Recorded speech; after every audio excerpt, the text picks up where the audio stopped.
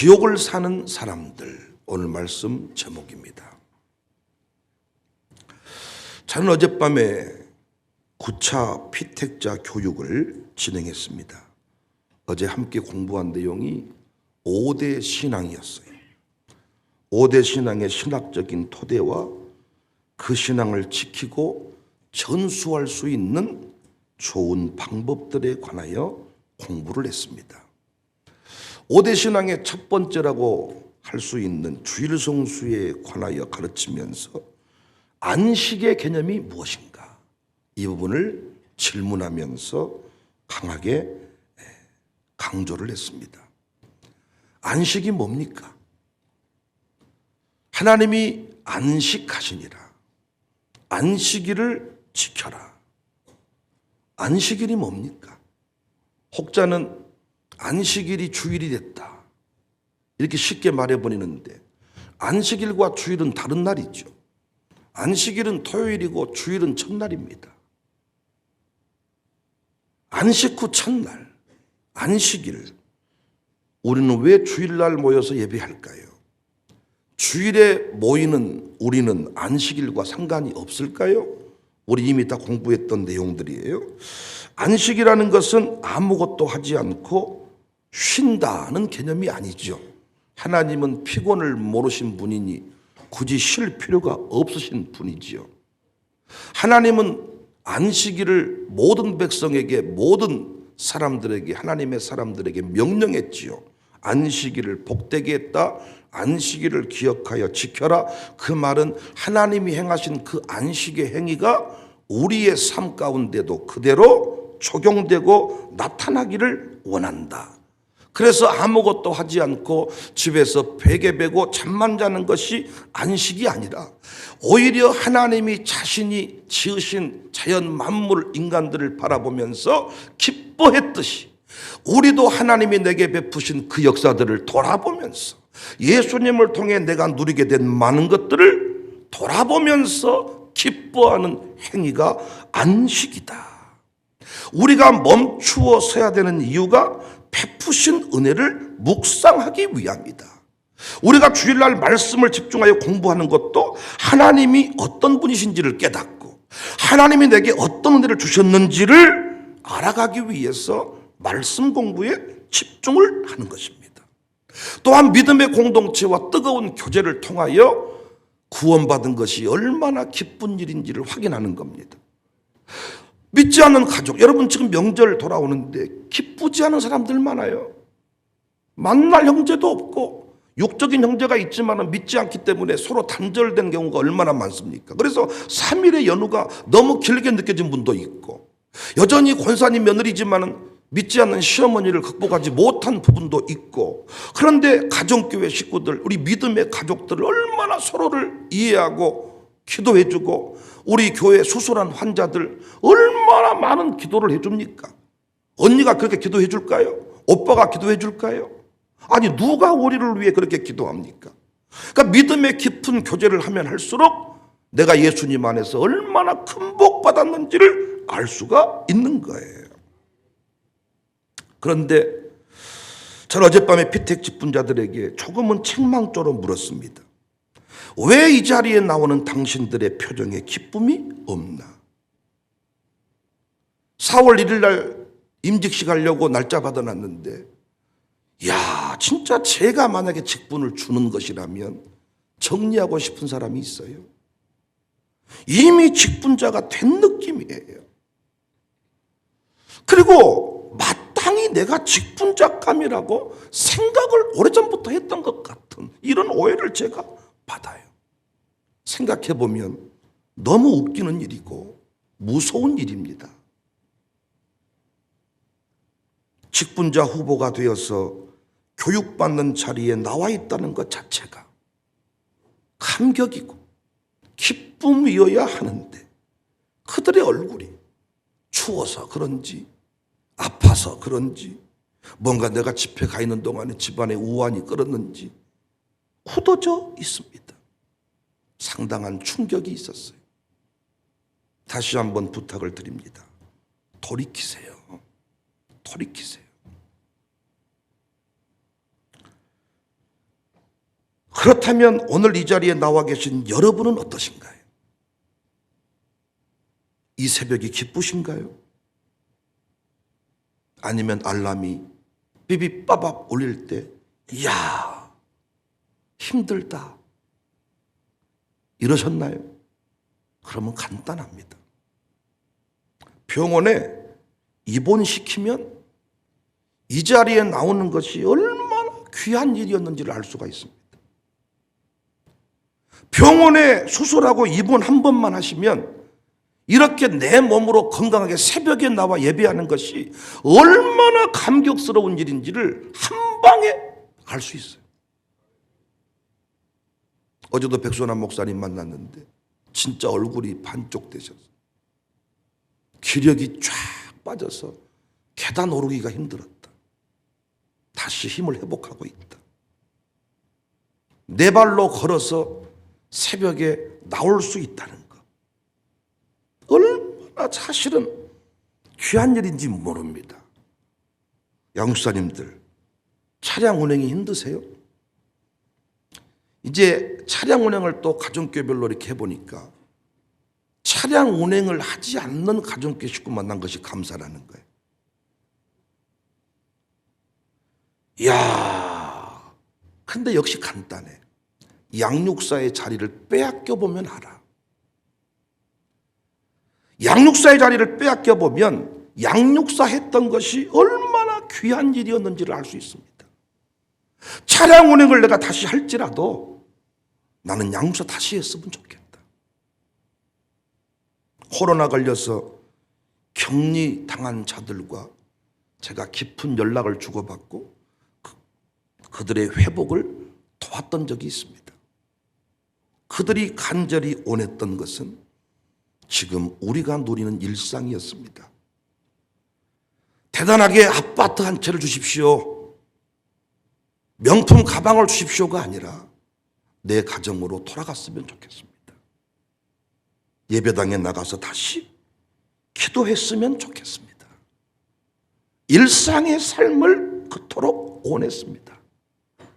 감격을 잃어버린 인생, 천국을 살지 못하는 자들에게 오늘 본문은 도전이 됩니다. 오늘 본문은 잘 아시는 대로 포도원 품꾼 이야기입니다. 그러니까 우리가 어떻게 일해야 될지 품꾼의 자세를 말하는 것 같지만 사실은 천국 이야기입니다. 1절 말씀 보시면 천국은 마치 품꾼을 얻어 포도원에 들여보내려고 이른 아침에 나간 집주인과 같다. 그러니까 오늘 본문은 일 열심히 해라, 불평하지 말고 열심히 일해라, 이 얘기를 말하고 있는 게 아니고 천국에 관하여 이야기를 하는 겁니다. 천국을 살아야 되는데 천국을 살지 못한 지옥을 경험하고 있는 그들에게 비유로 말씀하신 거죠. 천국은 집주인의 마음으로 사는 것이다. 집주인의 마음이 뭐예요? 곧 하나님의 마음입니다. 하나님의 마음을 이해하지 못한 순간 우리의 삶은 지옥이 된다는 거예요. 산지옥. 산지옥을 살 바에는 죽어서 천국 가는 게 낫죠. 그러니까 제가 여러분 수술하거나 병원에 누워있을 때 살려달라고 기도한 것이 후회스럽지요. 그때 그대로 천국 가게 해드렸어야 당신은 차라리 행복했을 것 같아. 살아있는 지옥, 산지옥. 이야, 지옥을 경험하며 산다는 것처럼 괴로운 일이 없지요. 오늘 본문의 주인은 일꾼을 부르는데 부르는 시간이 다릅니다. 3시, 6시, 9시. 즉 오전 9시, 12시, 3시에 불렀어요. 그러니까 여기서 늦게 부름받은 사람일수록 찌질한 사람입니다. 늦게 부름받은 사람일수록 연약한 사람입니다. 늦게 부름받은 사람일수록 오늘날로 말하면 자격증이 없는 사람입니다. 그러니까 11시, 11시, 즉 오후 5시에 부름받은 사람은 완전히 이상한 사람이죠. 6절 제11시에도 나가보니 서 있는 사람들이 또 있는지라 이르되 너희는 어찌하여 종일토록 놀고 여기 서 있냐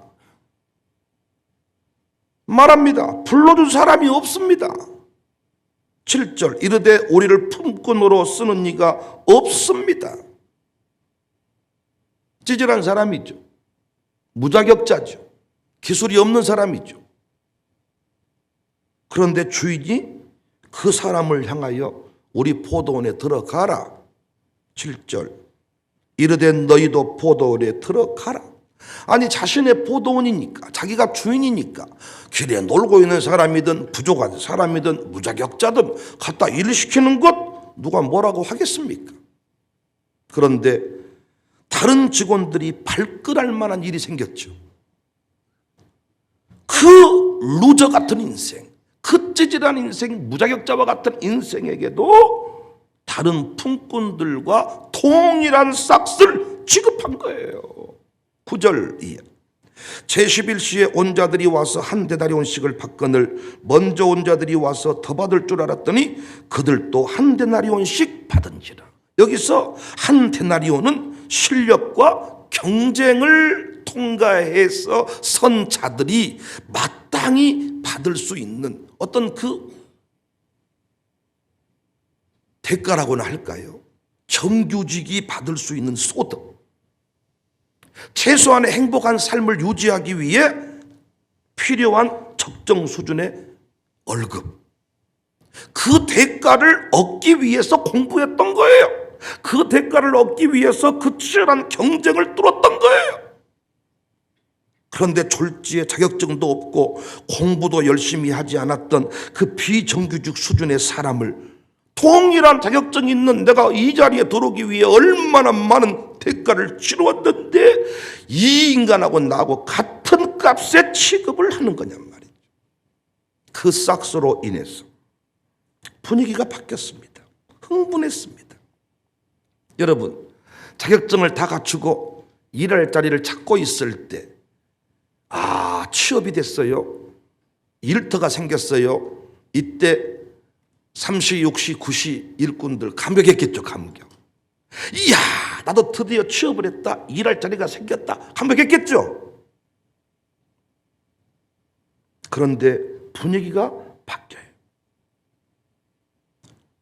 11시에 들어온 품꾼 때문에 더 받을 것을 기대했는데 똑같이 받아버리니까 이들은 순식간에 분위기가 지옥이 돼버렸습니다. 천국에서 지옥으로 추락하는 순간입니다. 그 천국과 지옥을 사는 것의 차이는 너무 간단하더라고요. 은혜냐 공로냐, 주인의 마음으로 사느냐 품꾼의 마음으로 사느냐. 천국은 일꾼을 구하기 위해 얻기 위해 이른 아침에 나간 집주인과 같다. 집주인의 마음으로 사느냐 품꾼의 마음으로 사느냐. 천국이냐 지옥이냐 결정합니다. 교회에서 지옥을 사는 자들의 공통점, 목사에게 매 순간 따져 묻듯이 사는 사람들의 공통점, 의대를 저버리고 공로만 기억하는 사람들입니다. 내가 어떻게 했는데, 내가 누군데, 나에게 그러면 안 되지. 나만이 엘리사에게 나와서 기도를 요청했을 때 그는 기대했습니다.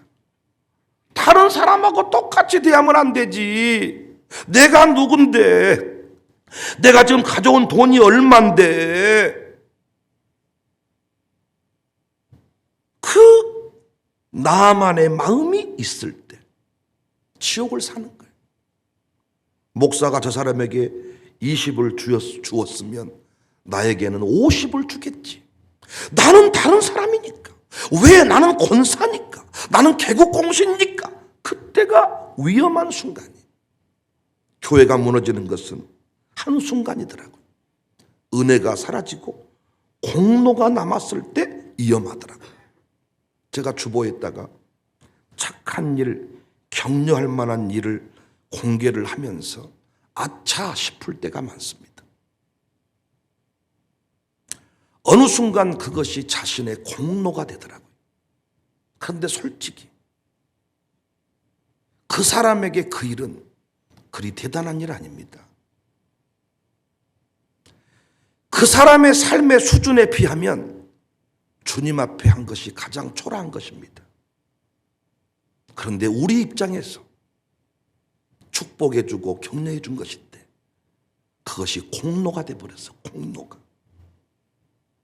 그래서 어느 순간 내가 이 자리에서 이만한 대접 받아야 된다는 그 마음이 생겨버려. 품꾼의 마음이 생겨버려. 주인의 마음으로 살아야 천국인데 품꾼의 마음으로 살게 된 것입니다. 사랑하는 여러분, 우리가 어떻게 구원을 받았습니까? 우리가 어떻게 담임 목사가 되었고 직분자가 되었습니까? 잘나서입니까? 저는 우리 부교육자들을 처음 만났을 때 감격을 잊지 못해. 저도 그 시절을 지났기 때문에 그 신학교, 그 신학생 시절이 어떤 형편인지 잘 알고 있어. 오늘 제가 구정물을 벗어난 선배 목사로서 후배들을 보면 진짜 구정물이 흐르는 느낌입니다. 진짜 초라합니다. 그들의 눈빛이 애절합니다. 목사님 교회에서 사역하고 싶습니다. 그래서 그렇게 우리가 만나서 사역을 시작합니다. 어느 순간 지나면 감격이 사라져. 은혜는 사라져. 부름 받은 것이 은혜였는데 그때 우리 목사님이 나를 써준 것만으로도 감사했는데 어느 순간이 지나면 사라져. 그래서 김지성 목사가 설교하시더라고요. 예수님만 보고 살자. 근데 그 설교 느낌을 듣는데 나 엄청 힘들고 외롭다. 그래가 나는 예수님만 보고 살 것이다. 이렇게 들리는 이유는 뭘까요? 내가 어젯밤 웃으면서 그랬어. 위로해 줄게. 고생했다. 요즘에 자꾸 아들들이 입원하고 아픈데 사람들이 찾아와 주지도 않고 광고에도 늘 빠지고 서운했냐? 위로해 줄게. 힘내라. 암 환자가 있는데 그러면 독감으로 입원한 사람 먼저 간구하겠냐? 해필 아플라면 암 환자 있을 때 아파가지고 그러냐? 여러분도 혹시 아프신 분 있으십니까? 왜 해필 이때 아프셨어요? 여러분도 암 걸리세요. 광고 세게 해드릴게. 광고할 때 내 이름이 빠질 수 있어. 그러나 중환병이 아닌 것이 감사하고 김지성 목사가 수고하죠. 우리 부교육자가 수고하죠. 갈수록 사역이 늘어나니까 수고합니다. 쉴 새가 없습니다. 그런데 공로라는 의식을 가지게 되면 그때부터 부교육자의 삶은 지옥입니다. 그럼 부교육자만 그럴까요? 저도 마찬가지입니다. 천국은 집주인의 마음으로 사는 것이다. 지옥은 품꾼의 마음으로 사는 것이다. 임수섭 전도사님, 눈물 지으며 제게 했던 말, 사역만 할 수 있게 해주십시오. 그래서 사역자가 됐어요. 올해부터 작지만 사역비를 드리게 됐어요. 어느 순간 지나면 처음 만났을 때 감격은 사라집니다. 그리고 품꾼의 마음이 찾아옵니다. 똑같이 고생하는데 왜 저 목사는 저렇게 대우, 저는 이렇게 대우. 사라지는. 살다 보니까 저도 은혜의 감격이 사라져요. 작은 것에 화가 나요. 내가 땀 흘렸던 것이 깊이 묵상이 돼. 내가 견뎠던 것이 참 그래. 12절. 나중원 이 사람들은 1시간밖에 일하지 아니하였거늘 그들을 종일 수고하여 더위를 견딘 우리와 같게 하였나이다. 수고했던 것과 견뎠던 것에 포커스를 맞추니까 불평이 터져나오기 시작하는 것입니다. 그때 우리 주인 13절에 주인이 그 중에 한 사람 대답하여 이르되 친구여 내가 내게 잘못한 것이 없다. 내가 나와 한 데나리온의 약속을 하지 아니하였느냐. 14절에 내 것이나 가지고 가라. 사랑하는 성도 여러분, 부디 천국을 삽시다. 주인의 마음을 잊어버리지 맙시다. 아버지의 그 사랑을 잊어버리지 맙시다. 품어 주었기에 이 자리에 서 있습니다. 은혜로 여기까지 왔습니다. 저는 요즘 신임 양육사 이명구, 강정호 집사 이 부부를 보면서 우리 양육사 공유방에 이들의 활동을 보면서 참 기분이 좋아. 많은 경우 양육사들은 예 목사님, 예 목사님, 예. 근데 이들도 처음에는 이명구, 강정호처럼 고백들을 했던 사람이에요. 모든 게 기쁜 거야. 우리 이명구 집사. 그래서 많은 사람이 그래. 양육사 안 됐으면 어찌했을게라. 본인이 차량이 없대. 딸에게 주어가지고. 그 새벽 차량을 하는데 교회 차량을 불가피하게 쓰게 된 거지. 그러니까 사람들이 양육사들이 원칙을 정했어. 개인 차로 차량 운행을 하자.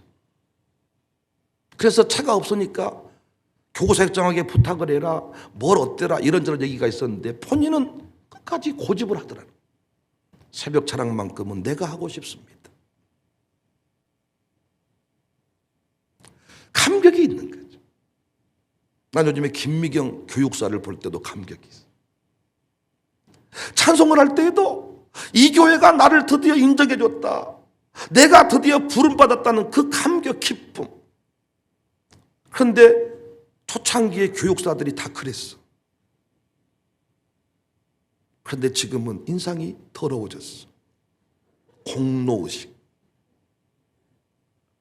주인의 마음을 잃어버린 거야. 주인이 품어주지 않았으면, 이름을 불러주지 않았으면, 기회를 주지 않았으면 나는 감히 이 자리에 설 수 없는 사람인데 그 순간을 잊어버린 것이죠. 그때부터 치욕을 삽니다. 신임 총무. 총무가 어떤 의미에서 사람들한테 기대치가 없는 자리일 수 있는데 새롭게 부름받은 김금선 총무, 강양란 총무 이런 분들의 또 감격이 있어. 그 양육사들이 저한테 보고를 하는 거예요. 이야, 기뻐합니다. 좋아합니다. 달라졌습니다. 저도 그걸 느끼고 있어. 어느 순간 지나면 그냥 총무야. 요즘에 중리학기를 가보면 또 기분이 좋아. 왜? 새로운 대표가 그 자리에 가서 음악도 젊은 감각으로 틀어놓고 주방에서 뭘 하는데 귀엽고 신기하고 덩치는 항소만한 놈이 그 주방에서 모든 게 키 작은 사람 사이즈에 맞춰져 가지고 허리가 아파 죽겠다는 거예요. 그런데 거기서 뭐 할 때 또 다른 느낌과 감각이 있는 거예요. 야, 그래서 하나님께서는 늘 먼저 된 자를 버리고 나중된 자를 세우시는구나. 우리가 이렇게 찬양팀에 찬양을 할 때 은혜 받기보다 야, 우리 유아스쿨 아이들 나와서 노래할 때 기쁨이 있구나. 우리가 나이가 들어가도 어린아이 같지 아니하면 하나님 나라의 주인공이 될 수 없다. 장로님이 되시고 권사님이 되셔도 백발이 하얀 노인이 되어도 우리는 끝까지 어린아이처럼 그렇게 감격으로 기뻐하며 살 수는 없을까요? 우리 양육사님들, 우리 그 신임 양육사들의 그 모습처럼 풋풋하게 살 수는 좀 없을까요? 총무님들, 신임 총무, 최연소 총무가 이양기인데 나는 가장 기뻐할 줄 알았더니 아직 애가 태어나기 직전이어가지고 거기다 신경 쓰느라고 별로 기쁨이 없는 것 같아 아직까지. 그런데 우리 교회 최연소 양육사가 이명필 차연주야. 앞으로도 그 기록은 깨지지 않을 것 같아. 나 생각을 해봤어. 야, 넌 어쩌다가 양육사가 됐냐? 그 나이에 너 나이 몇 살이냐? 지금 물어봐도 너무 젊어. 그런데 이미 훨씬 더 그 일에 양육사가 됐어. 그런데 양육사를 너무 잘해. 이들이 양육사가 됐던 이유가 뭘까? 여전히 그 자리에 서 있는 이유는 뭘까? 어떤 양육사도 경험하지 아니했던 징계도 2번이나 받았어. 징계를 받고도 잘리지 않고 그 자리에 여전히 남아있는 양육사. 그것이 뭘까? 감격이 있어, 감격이. 감격이. 하나님은 속지 않습니다. 감격 없는 인생을 통하여 일하신 적이 없습니다. 감격이 사라진 것은 하나입니다. 공로의식 때문에. 공로의식 때문에. 저는 정말 감격이 없는 직분자들을 볼 때마다 만약에 저 사람이 저 자리에 서지 못했더라면 교회 떠났겠구나. 생각만, 상상만 해도 끔찍합니다. 세움받아도 감격이 없는데 안 세워졌으면 어떻게 됐을까? 사랑하는 여러분, 저도 감격을 잃어버릴 때 지옥을 사는 겁니다. 그때부터 제 인생은 불행합니다. 사는 집이 문제가 아니라 내 마음의 문제입니다. 천국은 이른 아침에 품꾼을 찾아 떠난 집주인의 마음과 같다. 아버지의 마음을 잊어버리지 마세요. 아무도 인정해 주지 않았을 때 우리 하나님 아버지 나를 인정해 줬습니다. 아무도 나를 목사로 바라봐 주지 아니할 때 하나님은 목사로 인정해 줬습니다. 그때 그 첫사랑 그 순간을 기억한다면 평생토록 이 자리에 서 있는 것이 감격이고 은혜일 뿐입니다. 사랑하는 여러분, 우리가 일하다가 지치지 않는다는 말이 아닙니다. 일하다 보면 지칩니다. 지치고 힘들 때 좋게 도와달라고 말하세요. 좋게 힘들었다고 말하세요. 다르게 말하지 말고 힘드니 위로 좀 해주세요. 힘드니 기도 좀 해주세요. 이렇게 말하세요.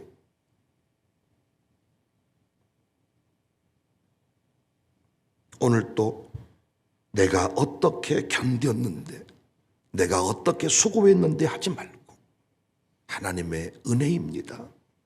하나님의 은혜로 살았습니다.